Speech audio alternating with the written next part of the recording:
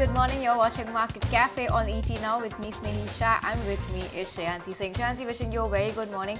Well, this is a show where we're going to take you through all the stories, big and small, that were of us while we were asleep last night in India as well as globally. Everything that happened after market hours yesterday, bring you up to speed and prepare you for today's trading session. But with that, viewers, let's kickstart the show with the global handover coming in. And well, Shreyansi, good start for us in the new financial year for the markets, but can't be said for the second quarter for the US, can we? Absolutely. As of now, when you look at Monday's session, definitely can't say that, because when I'm looking at futures also, S&P 500 futures also ticked lower, NASDAQ 100 futures dipped roughly 0.2% thereabout, and futures tied to the 30 stock Dow as well fell about 0.3%. This was after shares of United Health slumped. Now, Monday's session as well, when we look at the regular day trading, the Dow fell nearly 241 points or 0.6%. S&P 500 as well slid 0.2%. And when I'm looking at the tech-heavy NASDAQ as well, that bucked the trend by ending 0.1% higher. The moves came after data from the manufacturing sector topped economists' expectations, casting doubts on the urgency of a rate cut from the Federal Reserve. Now, Fed Funds futures data now suggests a 58% probability that the central bank will cut rates at its June meeting. And this is according to the CME Fed Watch Tool. But on the economic front, then traders will also be looking for the job openings as well as labor turnover survey from February, and that is on the deck. Now, when we're looking at the European markets as well, European markets closed the first quarter of 2024 around 6.8% higher on Thursday, and that was as recent inflation data continues to show pressures from higher prices that are cooling. And DAX and CAC closed the day nearly flat, and that's the kind of handover that we're getting this morning, Snehi. Well, absolutely. So not much when happening when it comes to the US markets, but do remember we did have a stellar trading session yesterday. Although we did fizzle out towards the end and Nifty lost some points, but we still ended with a hike of 0.6%. But with that, let's also take a look at what's happening in the world of crude, and well, lots of geopolitical factors coming into play when we take a look at what's happening with oil prices, because crude oil futures rose on the first day of the second quarter trading on Monday amid reports that the Iranian consulate in Damascus, which is in Syria, was hit by a missile strike. Now, the WTI contract for May delivered delivery gained 54 cents or more than 0.5% to settle at that $83.7 per barrel mark. The Brent contract for June delivery added 42 cents or 0.5% to settle at 87.4, so very firmly above that $85 per barrel mark. Syrian and Iranian state media said on that an Israeli missile strike had hit the Iranian consulate in Damascus. Now, geopolitical risk remains present in the market as Ukraine strikes Russian oil refineries, and Houthi militant attacks in the Red Sea have led to the diversion of crude deliveries around the Cape of Good Hope in southern Africa. Oil has also been grinding higher in 2024 on expectations of strong global demand as OPEC Plus holds barrels off the market through at least the second quarter. Now, US crude and Brent have booked 3 consecutive months of gains. WTI is up 17.8% for the year so far, while Brent has risen 14.2%. So, well, largely that's a snapshot when it comes to oil prices. Lots of geopolitical as well as demand-supply factors also coming into play. So, you have politics as well as market forces coming into play here. But moving on, let's also take a look at what's happening with gold, and gold prices scaled to another record high on Monday, propelled by the US interest rate cut expectations and the metal's appeal as a safe haven asset. But yet another record-breaking life high for gold, because spot gold added 0.3% to trade at $2,240 per ounce. And US gold futures also rose almost 1% to settle around that $2,257 per ounce. The metal hit a high of $2,286.4 per ounce, and market watchers are also expecting the US Fed Reserve to cut rates in June. But what's interesting and what's happening in another asset class, we'll talk about cryptocurrency. What's interesting to see is gold prices have gone up, oil prices have gone up, but crypto is a space where some pressure is being seen right now, because even when I'm looking at Bitcoin has managed to slip well below that $70,000 level, down almost 2.5% at 69,414.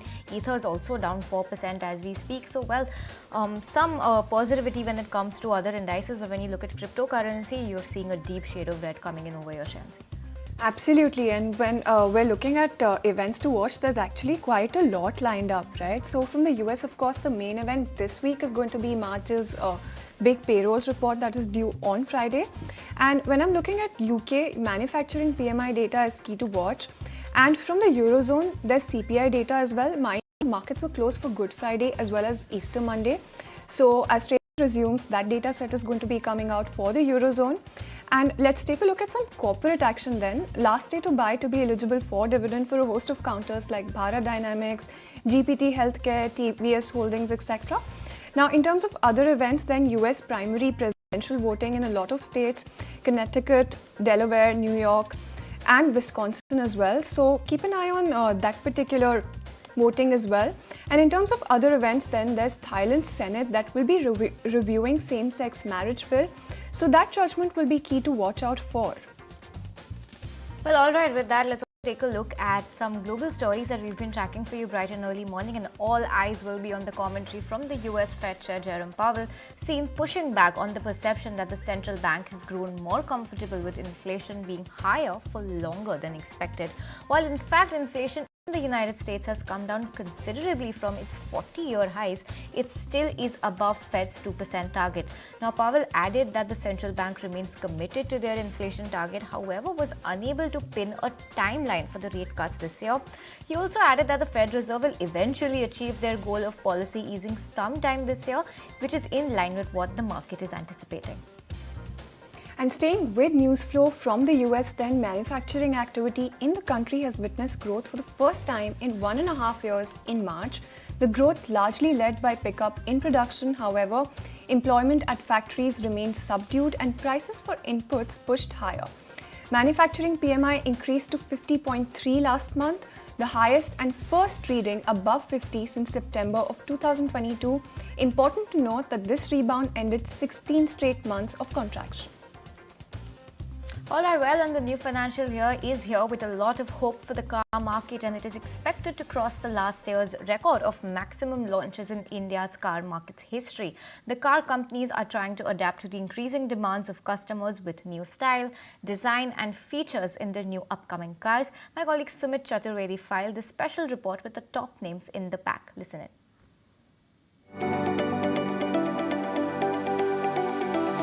The Indian market is a tough one to survive for manufacturers. Car makers need to always be on their toes and constantly launch new cars to stay ahead of the competition. While the love for small cars has changed into the love for SUVs in India, car makers have lined a slew of launches in 2024, from entirely new models to facelifts and new variants. Here are some of the upcoming cars that are expected to debut in the new financial year. The first month of the financial year, April, see at least 5 new launches, with Toyota launching its urban cruiser Tizor, which is the rebadged Maruti Suzuki Fronx, while Mahindra will debut its XUV 300 facelift, and Tata will launch Altroz Racer, and Skoda is coming with a new superb sedan. However, there will be more important launches spread throughout the new financial year. Tata Curve will be the company's big launch in 2024, which will be Tata's C-SUV that will take on the Hyundai Creta and the likes. Mahindra & Mahindra will launch its much-awaited lifestyle SUV Thar 5-door in 2024, which will be the company's first big launch of the year.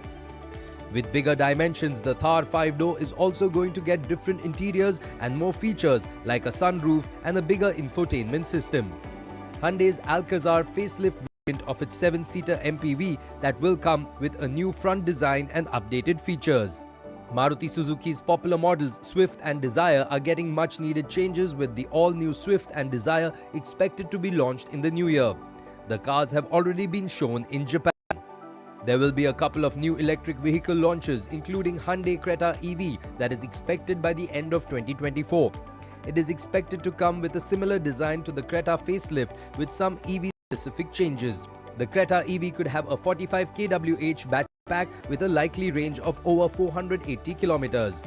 Maruti Suzuki is making an entry into the EV market in 2024 with its EVX electric vehicle with 60 kilowatt-hour battery pack giving a range of 550 kilometers. Another important electric vehicle from the stable of Tata Motors will be the Harrier EV, with a design similar to the Harrier facelift with up to 400 kilometers drive range and some minor tweaks are expected. Mahindra & Mahindra's SUV XUV700 is going to be its electrified version XUV.E8 in 2024. Mahindra has already started testing the car in India. It is expected to get a range of over 500 kilometers.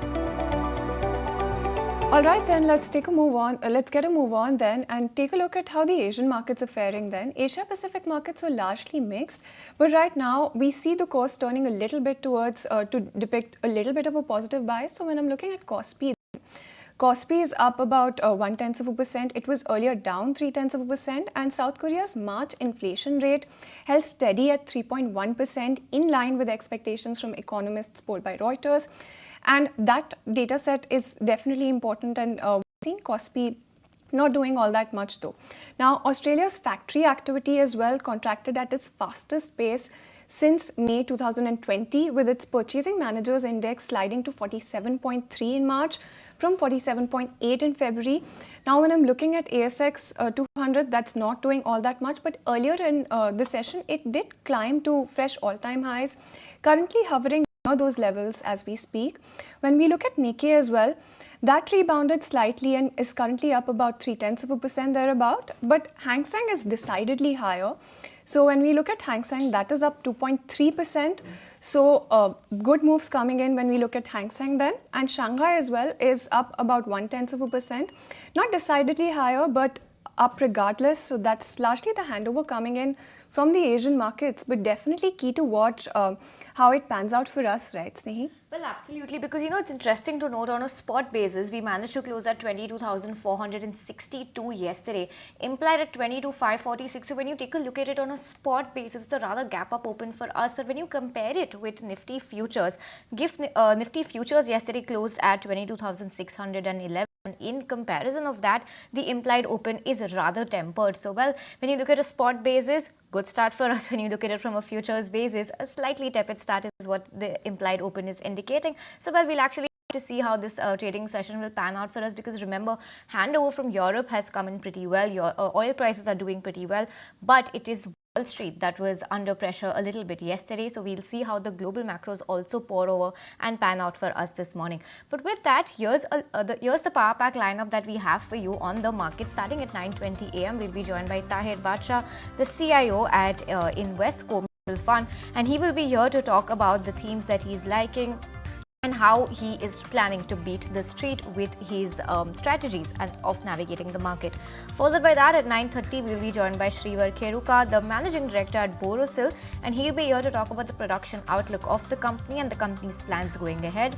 At 9:40, then we'll be joined by the management, the ED and CFO of GE Shipping, G. Shivakumar, and he'll be here to talk about the order pipeline of the company and the growth levers going ahead. At 10 o'clock, then we'll be joined by Kamlesh Gandhi, the MD at Mass Financial Services. He'll be here to talk about the growth drivers of the company and also comment on that capital infusion that the company has done on its housing finance subsidiary. So, well, lots of important market voices and managements lined up for you. Interesting conversations all throughout the day, so you stay tuned to ET Now.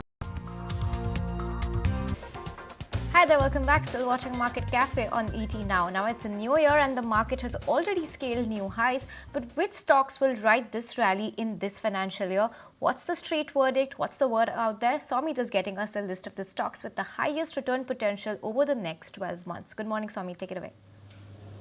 Well, with the start of this new financial year, here's a list of stocks that are expected to generate the highest return in FY25 as per the Bloomberg consensus target price, which is an average of all the analysts covering that stock. Now, we are covering only those stocks that have at least 5 analyst rating. And if you see that nearly 10 stocks are expected to generate a return of nearly 50% over the next 12 months. Now, IIFL Finance tops the list. Analysts are expecting a return potential of nearly 93% from this stock, and this is because that despite the gold ban that had come in from the RBI, the target price cuts were limited, while the share prices have nearly halved in value since that announcement. When it comes to Tarzan products, the return potential stands at nearly 67%. Analysts are bullish as the domestic sales are stabilizing. Along with this, capacity expansion of the company is on track, and it will realize the full benefits of its recent acquisitions from Q4. When it comes to Ugro Capital, the return potential is nearly 62%, and this is because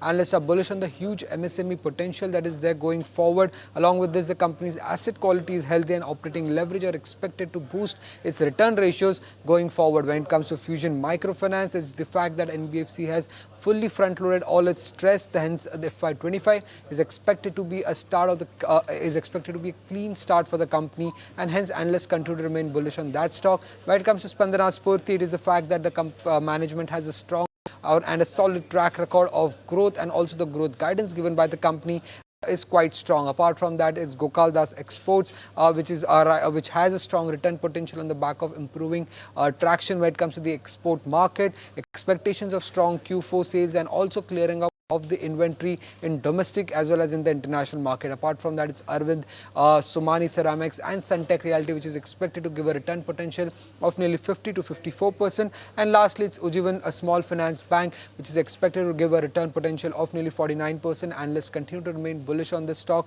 on the back of strong demand coming in from the microfinance segment.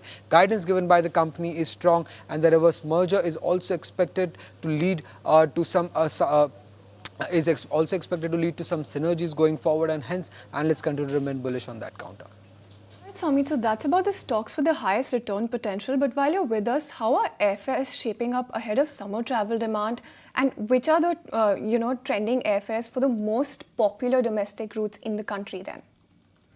So for the holiday period, that is for the May and June period, we checked the top 20 routes in India, and what we are understanding is that the ticket prices have increased for nearly 13 of them in the range of around 3 to 31%. 6 routes have seen a decline anywhere between 2 to 8%, while the fares for one route largely remained unchanged from what we had checked earlier. Now, the routes that have seen the highest increase in the prices, firstly is the Kolkata-Mumbai. Earlier, the ticket prices, the 2-month forward ticket prices were around 6,100, which have now surged to close to 8,050 rupees, which is a surge of nearly 31%. Delhi-Pune route prices have increased from around 5,000 to 6,100, which is an increase of 22%. Mumbai-Kolkata fares have increased by 21%. Similarly, Delhi-Kolkata fares have also increased by 21%. And lastly, Mumbai-Delhi is among the top 5, which has seen an increase of nearly 18%. From 5,300, prices have now increased to around 6,260. Now comes the route where the prices have actually fallen in the range of around 2 to 8%. Pune-Delhi prices were earlier 6,300, which have now come down to 5,780 rupees, which is a down of nearly 8%. Hyderabad-Mumbai prices have decreased by around 5%. Delhi-Bangalore prices have decreased by around 4%. Chennai, Delhi and Delhi Patna have seen a decrease of nearly 2 to 4% compared to what they were earlier. So nearly prices have increased for nearly 13 of the routes, while for 6 routes prices have come down in the range of around 2 to 8%. All right, Samit, thanks so much for taking us through. That's a mixed moves when it comes to airfare prices. But let's get a move on then and talk about the weather, because it seems as though this summer will be hotter than normal. The Indian Meteorological Department, which is the Met, and the IMD has warned of heat waves over the next 3 months. This means El Nino conditions are expected to stay till June. Above normal temperatures are expected largely over central and western peninsular India, as well as the plains. But rainfall is expected to be normal in April. So listen into the prediction made by Dr. Mrutyunjay Mohapatra, the Director General of Meteorology, IMD, for the upcoming season.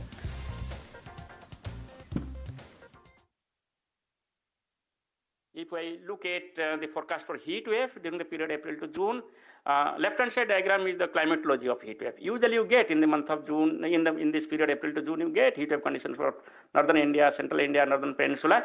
And here on the right-hand side, this is the forecast. What you find that forecast indicates that the number of days compared to normal to be higher, especially the area Gujarat, Madhya Maharashtra, North Karnataka, followed by Rajasthan, MP, North Chhattisgarh, Odisha, expecting rainfall over northwest India, and also some parts of the central India.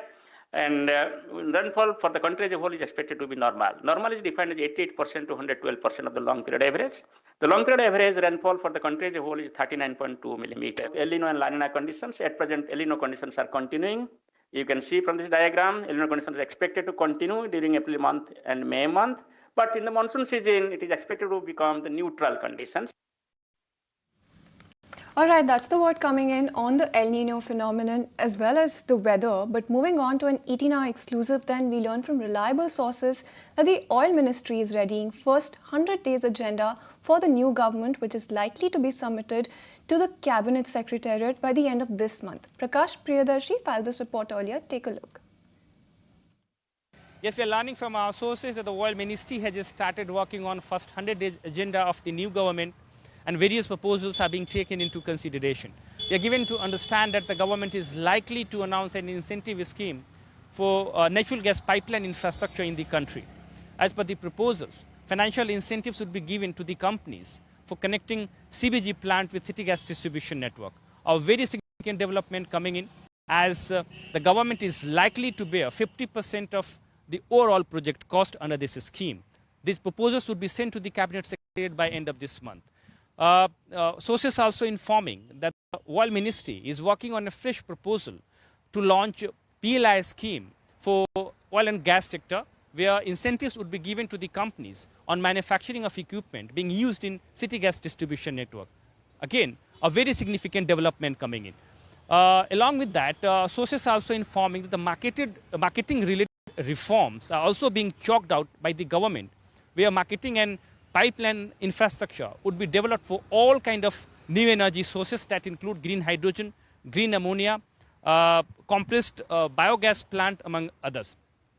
Existing natural gas pipeline would be connected with the all new source of energy, and PNGRB will be empowered to regulate the pipeline connecting all the all kind of new energy sources. A very significant development coming in. Therefore, the government is also planning to set up a common carrier operator that will be known as a TSO, that is a transport system operator, which will be completely controlled by the government, and PSUs like ONGC, OIL, IOCL, EIL will have minority stake.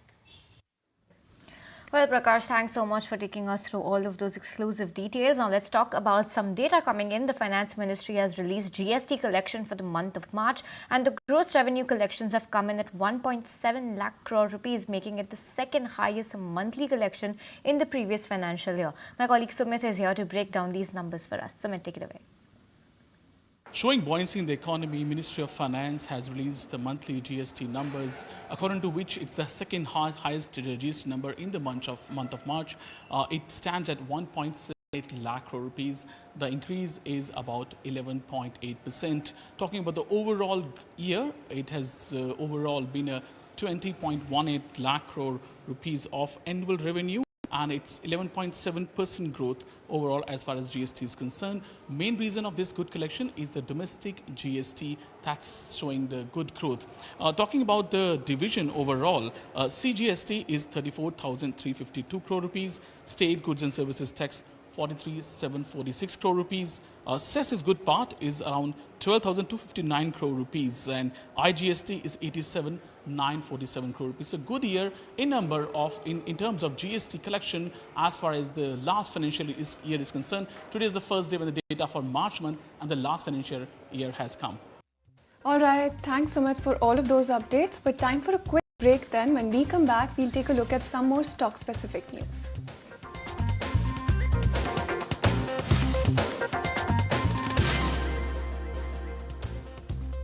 Welcome back, and as promised, let's take a look at which stocks you should keep on your radar bright and early this morning. Ashesha is standing by with that list. Ashesha?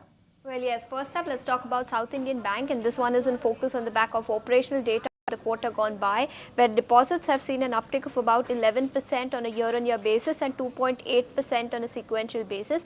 Advances meanwhile have seen an uptick of 11.4% on a year-on-year basis. Strong operational data. Keep an eye out on South Indian Bank on the back of this. Moving on to CSB Bank, over here also operational data for the fourth quarter was very strong. Deposits have grown by 21.3% on a year-on-year basis, and advances saw an uptick of about 17.9%. Moving on to Bharat Dynamics then, where the company said that FY24 revenue has seen a decline of about 6%. So for the full year, company has reported revenues at 2,350 crores, which is a decline decline of 4% on a year-on-year basis. JTL Industries then, it achieved highest ever annual sales volumes at about 3,41,000 metric tons, and this indicates a robust growth of 42% for the full year FY24 versus 23. So very strong operational data. Keep an eye out on JTL Industries as well. Moving on to IREDA then, IREDA, which recorded highest ever loan sanctions at 37,354 odd crores for the full year FY24. Loan book now stands at about 59,650 crores, which is a record growth of about 27% in FY24. So over here also strong operational data that has come in from the company. Moving on to NMDC then, where monthly sales for the month of March was slightly on the weaker side. They've declined by about 18% on a year-on-year basis. So for the month of March, volume stood at 3.96 metric tons, which is a decline of about 18% on a year-on-year basis. So keep an eye out on NMDC as well. Absolutely, Ashesha. So we'll be keeping an eye on all of those counters, but let's also take a look at some of the counters that are on brokerage radar then. When you look at AB Capital, Macquarie is talking about AB Capital and they're initiating an outperform rating with a target at 230 rupees. Now, what they're saying is that the company is poised for strong growth in earnings and loans, and they're also highlighting that the lending and savings business will be a key growth lever. And they're also talking about how the parentage as well as the AAA rating gives access to competitive funding for AB Capital. They're also talking about diverse products distribution that will help avoid the concentration risk for this particular counter. In fact, they're also flagging out value unlocking in the NBFC as well as insurance business. So that's the word coming in on AB Capital from Macquarie, and they're also talking about the counter doubling in 3 years, and also highlighting that it's not widely covered by the street. Moving on then, let's take a look at Adani Ports and what Citi has to say about it. They're maintaining a buy rating with a target at 1,758. They're also opening an upside 90-day catalyst watch. And in terms of expectations then, Citi is talking about strong volumes, revenue as well as EBITDA growth coming in for Adani Ports. They're also talking about how cash flows will remain good in the fourth quarter. So that's also something that they're highlighting for Adani Ports. They're also talking about the strong business momentum as well as reduced leverage for Adani Ports. And they're also highlighting that the company has increased market dominance and valuations still leave ample room for upside for Adani Ports. And that's the word coming in from Citi. Moving on then, let's take a look at Avenue Supermarts and what CLSA had to say about this particular counter. They're maintaining a buy rating. They're raising the target to 5,514 from the previous target. And they're saying that the quarterly store additions are at an all-time high, and added stores will be taking the quarterly tally to 21. Now, in terms of faster store additions, they're talking about how this is going to be allaying a lot of investor concerns also. And they're saying that the focus will be shifting to quarterly sales release as well. Now, in terms of store additions, they're saying that this will bolster the mix as well as gross margins for Avenue Supermarts. Moving on then, let's take a look at what Jeffrey is saying about the defense SPAC then. And they're maintaining a buy stance on a host of counters, so the likes of BEL, HAL, as well as data patterns. For BEL, they're talking about the steady play on defense push. And for HAL then, they're talking about steady service income as well as manufacturing OEM growth. In terms of the opportunity that defense presents, they're talking about 100 to 120 billion domestic opportunity over 5 to 6 years. So that's the word coming in from Jeffries on the defense sector then. Well, all right. Well, that's an exhaustive list of brokerages on what they're flagging off and where you should be keeping your eye this morning in today's trading session. But another stock that will majorly be in focus today, Aditya Birla Fashion, on the back of a demerger that they have announced, because that company will split its retail business into two by carving out Madura Fashion division into a separate listed entity. Let's understand the synergies of this demerger, what this means for the company and what it holds for the company going ahead. Now, Madura Fashion will be listed as a separate entity and it will have identical shareholding of that of Aditya Birla Fashion. So the shareholding, the ratio of this demerger will be 1:1. A little bit about the company then. Madura Fashion accounts for 2/3 of the revenue of Aditya Birla Fashion, and it's cash flow positive and return ratios are quite high. Now let's see what the portfolio of Madura Fashion looks like. The key brands under the label include Louis Philippe, Van Heusen, Alan Solly, Peter England, American Eagle, Forever 21, as well as Reebok. So big names and big labels coming in this Madura Fashion. Now, let's also take a look at Aditya Birla Fashion, and the brands that they have are still in the investment phase. From the value retail space, they have Pantaloons and Style Up. The ethnic portfolio space, they have TCNS, Tasva, Sabyasachi, SNN, Jaipur and House of Masaba. From the luxury label, then they have The Collective, Galleries Lafayette and others, and from the digital brands, they have TMRW or Tomorrow. So let's understand what lies ahead after the demerger takes place. And post demerger, Aditya Birla Fashion plans to raise funds in the next 12 months to boost its balance sheet as well. But let's understand why this demerger is happening in the first place. Now, Aditya Birla's rationale is this demerger will lead to a lot of value unlocking. It will boost valuations for both of these separately listed entities, and it will also provide the company a simplified and streamlined structure. Let's take a look at what revenue trends look like for the company. And Madura Fashion accounts for 2/3 of the revenue and is cash flow positive, like I mentioned earlier. When it comes to FY22, Madura Fashion's revenue was 5,381 crore. When you compare it with Aditya Birla Fashion, that was roughly at half, at 2,937 odd crore rupees.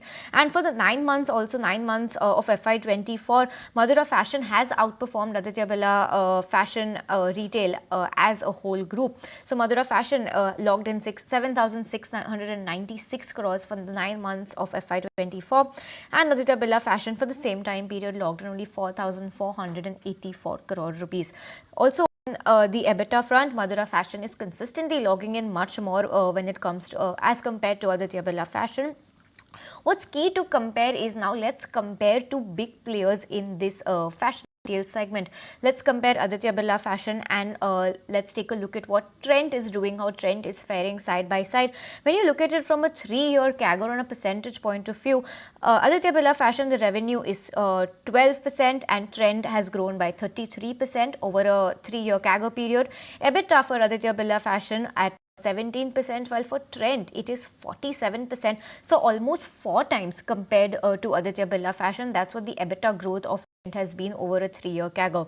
And share price also, Aditya Birla Finance has only seen a 2% growth over a 3-year CAGR time period, and Trent on the other hand has seen a solid 73% uptick in its share price over a 3-year CAGR period. So, well, this is what both of these companies look like stacked together. And what is still unclear going ahead for Aditya Birla Fashion is the division of debt, how the company will be dividing the debt that it has on its books between itself and Madura. And post the fundraising from GIC, debt is expected to be around 2,800 crores to 3,000 odd crore rupees. So, we'll see how the company goes ahead and splits this debt in amid both of its companies. Absolutely, and let's stay with the Aditya Birla Group then, and let's look at the group overall and the slew of announcements that they've made across sectors ranging from textiles, metals, cement, and moves to entrap the market position across sectors then. Ashesha is standing by with a detailed analysis. Ashesha? Well, yes, Aditya Birla Group has announced a slew of restructuring announcements over the last few months, and in that, first up, let's talk about the paints business, where they recently launched their paints business, and Grasim is all set to disrupt the paint industry with nearly 40% capacity addition. They target revenues of nearly 10,000 crores over the next 3 years, so that's as far as their paints business is concerned. Moving on to Century Textile then, where they intend to be one of top 3 India's real estate developers, and they already have a project pipeline of about 45,000 crores across 4 metro cities in India. So that's their real estate plans going forward. Moving on to Hindalco then, Hindalco's wholly owned subsidiary Novelis recently filed for an IPO in the United States, and their expansion plans are very solid both for their India business as far and for their Novelis business as well. Ultratech Cement meanwhile continues to add capacity. They intend to have a total capacity of about 200 MTPA by 2030, and for this they are also resorting to inorganic acquisitions. They recently acquired Kesoram Industries in August last year, so they continue to move forward to achieve their target of 200 MTPA capacity by 2030. Moving on to Vodafone Idea then, where the promoters continue to infuse funds. Promoters are infusing funds, and they announced they recently approved a fundraise of about 45,000 crores. So that's as far as that telecom business is concerned. Lastly, Aditya Birla Capital, which recently announced amalgamation, which will boost their CRAR and avoid a separate listing, and it will also boost their capital by as much as 650 crores. So those are largely the plans which all of these businesses of Aditya Birla Capital, which they have announced in the last few months. All right, Atisha, well, thanks so much for taking us through that. The Aditya Birla Group largely will be in focus today on the back of these multiple news flows. But let's also welcome the new fiscal and understand the changes across the board that will come into effect from the 1st of April. Sharad is standing by with all of those details, regulatory to stock-based changes. Take us through everything. Well, some of the key announcements have come in, and new regulations or rules have been kicking in from April 1st. The first one being NSE will be cutting the cash and derivative transaction charges by almost 1%. And also, if you look at IRDI, they are expected to change the surrender charge norms, which would be beneficial for the end users as well. Now, EPFO account will also be in focus, which will be actually, you won't require the request from the employer to transfer the PF amounts when joining a new employer. Also importantly, the new income tax regime that will become the default tax regime. That means if you don't actually opt for it in a new basis, then the new regime will be applicable to you by default. Fast track collections, the toll KYC is must now. And importantly, mutual funds, they will be also stopping fresh subscriptions happening in the overseas ETFs. Importantly, companies which are required to pay their suppliers as registered MSMEs over here, they are required to pay it within 15 days or up to 45 days under an agreement. And for the Mumbai residents, the toll rates for Bandra to Worli ceiling, that will also go up by 18%. To put in perspective, the one-way charge would be roughly 100 rupees. Also, the stock impact, that is something we'll be watching out for. Dilip Buildcon would be in focus. There's a hike in toll charges coming for the Bangalore-Mysore highways, south-based developers, as there is no property tax hike in Bengaluru. SBI card will be levying 75% more rupees for debit card as annual maintenance charges. Tata Motors will be increasing the commercial vehicle prices by roughly 2%. And Mumbai-based players in the realty segment will also be in focus, and we had already pointed out, and ET now exclusive, that there is no hike or change in duty structure and the ready reckoner rate for both Mumbai as well as Maharashtra. Apart from that, lastly, ALMM scheme, which is basically the approved models and manufacturers scheme for solar PV modules, that will come into effective, which would benefit domestic players such as Tata Power, BHEL, and in the small cap space, Insolation Energy as well. All right, thanks Sharad for that update. We also caught up with Ravi Dharamshi, CIO, Value Quest Investment Advisors. Listen into his take on the markets, upcoming elections, as well as the rally in the PSU pack. How do you assess the market right now? FY24 has been nothing short of a year of grand returns. Are gains likely to extend themselves? They may be lower, but are we in for a positive year? Are we in for another positive year? I think it will be a tale of two halves for sure. First half is likely to be positive, and we clearly awaiting two big events, which is one is election and other is interest rate, and in two different geographies. India rate cut as well as election results most likely to be positive for the market, but in US that's where the joker in the pack lies. Interest rate cut might still go ahead as planned, but the election might throw up a surprise, and that can lead to some kind of volatility in the market. So I think that is what we are looking at. Currently, the positive momentum continues, but second half can see some volatility.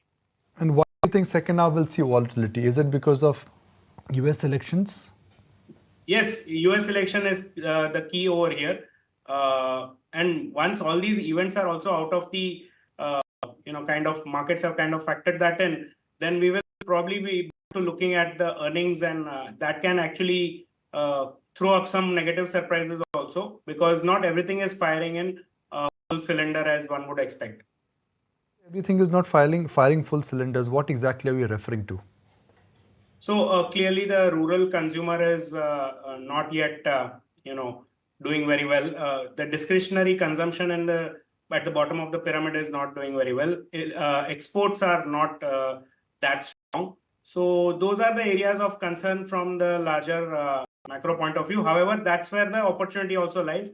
Markets have recognized that these are the problem areas, and that's why these stocks have not been performing since last 2 years or so. So that's where the opportunity lies if there was to be a revival. But I think this entire rotation in the market, the current recovery is totally investment led, and that too government capex led. So that changing from handing over the baton from the government led capex to private led capex will happen this year. Also, maybe some amount of at the market level change of guard will happen from investment led theme to consumption led theme towards the end of the year. While we spoke about US elections and global interest rates, we've got a local election which everybody is saying is almost like a no event right now. But after that, you have a budget. So do you think rather than elections, we should focus on budget, and that could be an element of volatility coming because of that? No, I think just as much as election is a non-event, I think budget is pretty much a non-event as well. It's been pretty well laid out. What are the priority areas for this government? How is this government going to approach? They are trying to push the envelope on the investment side, but I think incrementally from this point on, their ability to push more investments is limited. So they need the private sector to kind of fill in the gap over there. So I don't think even budget can throw up any kind of a surprise which none of us has ever thought about. So like a deep and a very shaky sell-off in mid and small cap stocks in the month of March. Do you think the froth in the mid and the small cap space is over? Markets have now adjusted? So first of all, I would say the froth is a strong word, but if you were to say that word, it is more in the SME space than in the mid and small cap space. The degree of euphoria or bullishness varies from space to space. So SME has the maximum, kind of froth over there, which has kind of corrected itself due to the regulatory nudge, and I think it was more definitely required. But mid and small cap, you can say, are probably a standard deviation above its long-term average, which makes it on the expensive side. But I won't call it so to say a euphoria or bubble. That's a too harsh a term in my opinion. On the other hand, the large cap space is definitely looking attractive. So I think we have the entire gamut, entire spectrum. Well, all right, that's the word coming in from market expert Ravi Dharamshi. But with that, let's also take you to everything that's been happening outside the world of the stock market. Let's start by looking at politics. And Prime Minister Narendra Modi will be campaigning in Uttarakhand and Rajasthan today. PM will also address a rally in Uttarakhand's Rudrapur, followed by 2 rallies in Rajasthan. And this would be his first public meeting in Rajasthan ahead of the Lok Sabha elections. Well, let's keep it with politics then. And Delhi Chief Minister Arvind Kejriwal has spent his first night in Tihar Jail's barrack number 2. He's become the first Chief Minister to be lodged in Tihar Jail. This comes after a Delhi court extended the Chief Minister's judicial custody by 15 days. The Enforcement Directorate, which is the ED, had alleged that Arvind Kejriwal was non-cooperative during his questioning by the agency. Well, and expect more court drama today as Baba Ramdev and Patanjali MD Acharya Balkrishna are all set to appear personally in the Supreme Court in connection with contempt case pertaining to publishing misleading advertisements. The case is likely to be taken up for hearing at 10:30 a.m. today. And moving on then, 7 officers were killed in an Israeli strike on the Iranian consulate building in Syria's capital Damascus. Iran and Syria's governments have condemned the attack, which destroyed a building next door to the Iranian embassy. The Israeli military, however, said that it did not comment on foreign media reports. Moving on to some news for cricket fans then, keeping it with the cricket mania. Trent Bolt's fury spell leaves Mumbai in tatters as Rajasthan Royals set up a crushing 6-wicket victory against Mumbai Indians. Bolt's spell was matched by Riyan Parag's unbeaten half-century as he steered the Royals to victory. Well, all right, viewers, with that, we're completely timed out on this edition of Market Cafe. From me, Shayansi, and the entire team that put this show together, thanks so much for watching. But as we bid you goodbye, you stay tuned because the market takes all the market action ahead.